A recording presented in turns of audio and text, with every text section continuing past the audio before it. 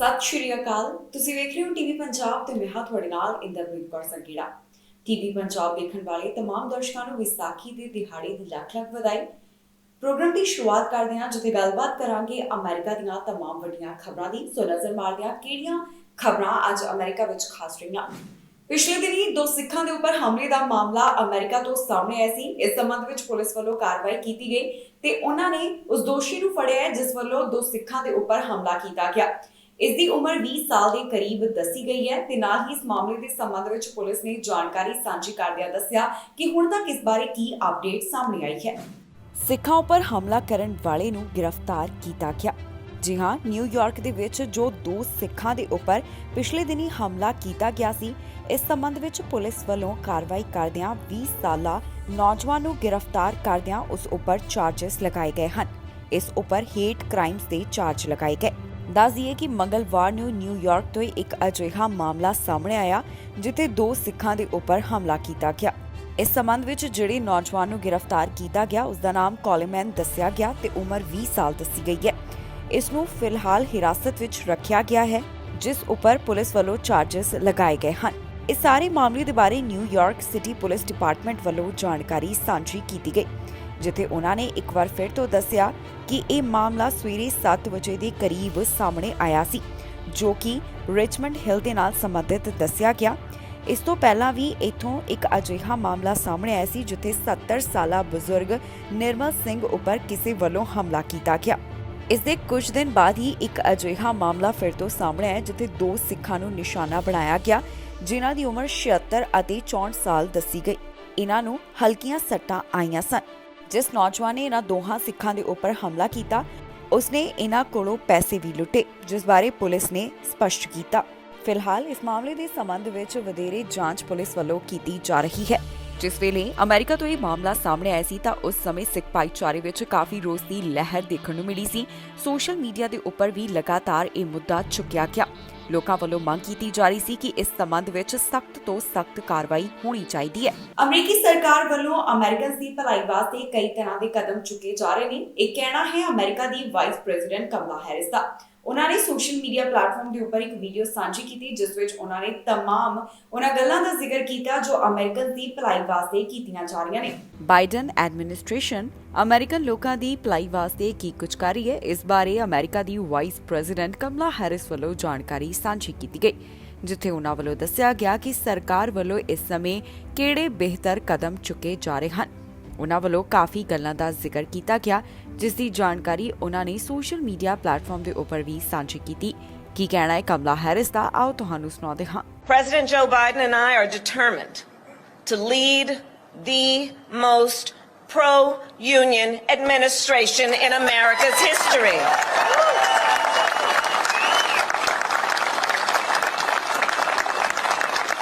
Because you see, we are clear. And we know each and every day, in ways big and small, unions change lives. Unions negotiate better wages and safer working conditions for millions of workers around our country. And let's be clear, even if you are not a member of a union, you thank unions for every benefit that you receive. Thank unions for the 5-day work week, for the weekend, for sick leave.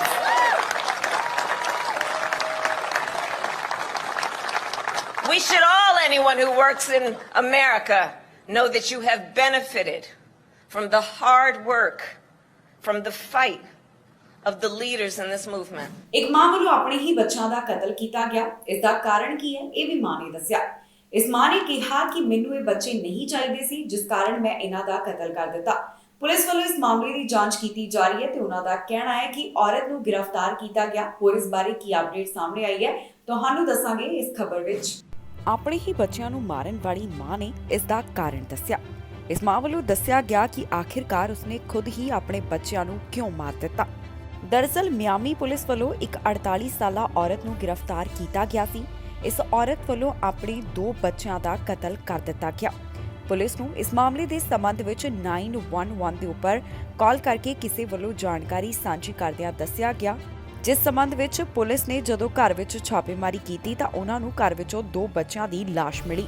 ਜਿਸ ਮਾਂ ਨੂੰ ਇਸ ਮਾਮਲੇ ਦੇ ਸੰਬੰਧ ਵਿੱਚ ਗ੍ਰਿਫਤਾਰ ਕੀਤਾ ਗਿਆ, ਉਸ ਮਾਂ ਦਾ ਕਹਿਣਾ ਹੈ ਕਿ ਮੈਂ ਇਹਨਾਂ ਨੂੰ ਨਹੀਂ ਚਾਹੁੰਦੀ ਸੀ। ਪੁਲਿਸ ਨੇ ਦੱਸਿਆ ਕਿ ਉਹ ਕਾਫੀ ਇਰੈਸ਼ਨਲ ਲੱਗ ਰਹੀ ਸੀ। ਇਸ ਤੋਂ ਇਲਾਵਾ ਉਹਨਾਂ ਨੇ ਜਾਣਕਾਰੀ ਦਿੱਤੀ ਕਿ ਜਦੋਂ ਉਹ ਅਪਾਰਟਮੈਂਟ ਦੇ ਵਿੱਚ ਗਏ ਤਾਂ ਉਹਨਾਂ ਨੂੰ ਇੱਥੇ ਇੱਕ 3 ਸਾਲਾ ਲੜਕੇ ਅਤੇ 5 ਸਾਲਾ ਲੜਕੀ ਦੀ ਲਾਸ਼ ਮਿਲੀ। ਜਿਸ ਸਮੇਂ ਇਹਨਾਂ ਬੱਚਿਆਂ ਦੀ ਲਾਸ਼ ਮਿਲੀ ਉਸ ਸਮੇਂ ਇਹ ਬੈੱਡ ਦੇ ਉੱਪਰ ਪਏ ਹੋਏ ਸਨ, ਜਿਨ੍ਹਾਂ ਦੀਆਂ ਲੱਤਾਂ ਬਾਹਾਂ ਬੰਨੀਆਂ ਹੋਈਆਂ ਸਨ। ਇਸ ਦੌਰਾਨ ਘਟਨਾ ਵਾਲੀ ਥਾਂ ਤੇ ਮਿਆਮੀ ਫਾਇਰ ਰੈਸਕਿਊ ਕ੍ਰਿਊ ਵੀ ਪਹੁੰਚਿਆ, ਪਰ ਇਹਨਾਂ ਬੱਚਿਆਂ ਨੂੰ ਮੌਕੇ ਵਾਲੀ ਥਾਂ ਦੇ ਉੱਪਰ ਹੀ ਮ੍ਰਿਤਕ ਐਲਾਨ ਕਰ ਦਿੱਤਾ ਗਿਆ। ਅਥਾਰਟੀਜ਼ ਵੱਲੋਂ ਇਸ ਮਾਮਲੇ ਦੇ ਸੰਬੰਧ ਵਿੱਚ ਜ਼ਿਆਦਾ ਜਾਣਕਾਰੀ ਸਾਂਝੀ ਨਹੀਂ ਕੀਤੀ ਗਈ। ਉਹਨਾਂ ਵੱਲੋਂ ਇਹ ਨਹੀਂ ਦੱਸਿਆ ਗਿਆ ਕਿ ਇਹਨਾਂ ਬੱਚਿਆਂ ਨੂੰ ਕਿਵੇਂ ਮਾਰਿਆ ਗਿਆ, ਪਰ ਉਹਨਾਂ ਵੱਲੋਂ ਔਰਤ ਨੂੰ ਗ੍ਰਿਫਤਾਰ ਕਰਦਿਆਂ ਇਸ ਉੱਪਰ ਚਾਰਜਸ ਲਗਾਏ ਗਏ ਸਨ। ਇਸ ਤੋਂ ਇਲਾਵਾ ਪੁਲਿਸ ਨੇ ਇਹ ਵੀ ਨਹੀਂ ਦੱਸਿਆ ਕਿ ਉਹਨਾਂ ਨੂੰ 911 ਦੇ ਉੱਪਰ ਕਿੰਨੀਆਂ ਕਾਲਸ ਆਈਆਂ ਸਨ। ਪੁਲਿਸ ਦਾ ਕਹਿਣਾ ਹੈ ਕਿ ਜਿਸ ਸਮੇਂ ਇਹ ਮਾਮਲਾ ਸਾਹਮਣੇ ਆਇਆ ਉਸ ਸਮੇਂ ਬੱਚਿਆਂ ਦਾ ਪਿਤਾ ਇੱਥੇ ਨਹੀਂ ਸੀ।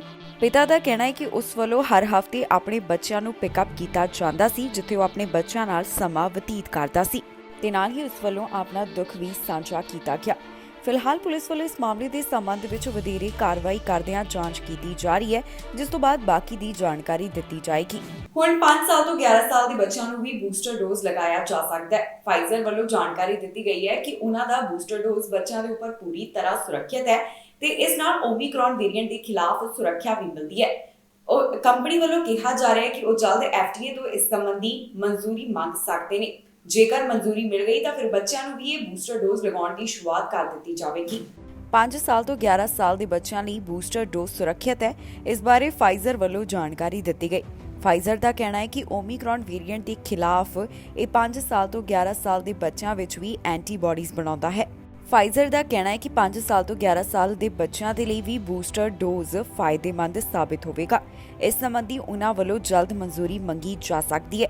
ਇਹਨਾਂ ਬੱਚਿਆਂ ਦੇ ਲਈ ਜੇਕਰ ਇਹ ਬੂਸਟਰ ਡੋਜ਼ ਮਨਜ਼ੂਰ ਹੁੰਦਾ ਹੈ ਤਾਂ 6 ਮਹੀਨਿਆਂ ਦੇ ਅੰਤਰ ਬਾਅਦ ਹੀ ਇਹ ਟੀਕਾ ਲਗਾਇਆ ਜਾ ਸਕੇਗਾ। ਭਾਵ ਕਿ ਜਿਨ੍ਹਾਂ ਨੇ ਕੋਵਿਡ-19 ਵੈਕਸੀਨ ਦਾ ਦੂਸਰਾ ਡੋਜ਼ 6 ਮਹੀਨੇ ਪਹਿਲਾਂ ਹਾਸਿਲ ਕੀਤਾ ਹੋਵੇਗਾ, ਉਹ ਹੀ ਇਹ ਬੂਸਟਰ ਡੋਜ਼ ਲਗਵਾ ਸਕਦੇ ਨੇ। ਫਾਈਜ਼ਰ ਕੰਪਨੀ ਵੱਲੋਂ ਇਸ ਬਾਰੇ ਕਲੀਨਿਕਲ ਟ੍ਰਾਇਲ ਕਰਵਾਇਆ ਗਿਆ, ਜਿਸ ਵਿੱਚ ਉਹਨਾਂ ਨੇ 140 ਬੱਚਿਆਂ ਨੂੰ ਸ਼ਾਮਿਲ ਕੀਤਾ। ਇਹਨਾਂ ਬੱਚਿਆਂ ਦੀ ਉਮਰ 5 ਸਾਲ ਤੋਂ 11 ਸਾਲ ਵਿਚਕਾਰ ਸੀ, ਜਿਨ੍ਹਾਂ ਉੱਪਰ ਬੂਸਟਰ ਡੋਜ਼ ਚੰਗਾ ਅਸਰ ਦਿਖਾਉਂਦਾ ਹੋਇਆ ਨਜ਼ਰ ਆਇਆ। ਫਾਈਜ਼ਰ ਨੇ ਦੱਸਿਆ ਕਿ ਜਦੋਂ ਉਹਨਾਂ ਵੱਲੋਂ ਬੱਚਿਆਂ ਉੱਪਰ ਕਲੀਨਿਕਲ ਟ੍ਰਾਇਲ ਕਰਵਾਇਆ ਗਿਆ ਤਾਂ ਇਹ ਟੀਕਾ ਉਹਨਾਂ ਦੇ ਉੱਪਰ ਸੁਰੱਖਿਅਤ ਨਜ਼ਰ ਆਇਆ ਤੇ ਉਹਨਾਂ ਵੱਲੋਂ ਇਹਨਾਂ ਨਤੀਜਿਆਂ ਦੇ ਬਾਰੇ ਜਾਣਕਾਰੀ ਸਾਂਝੀ ਕੀਤੀ ਗਈ। ਹੁਣ ਫਾਈਜ਼ਰ ਵੱਲੋਂ ਤਿਆਰੀ ਕੀਤੀ ਜਾ ਰਹੀ ਹੈ ਕਿ ਉਹ FDA ਤੋਂ ਇਸ ਬਾਰੇ ਮਾਨਤਾ ਮੰਗ ਸਕਣ।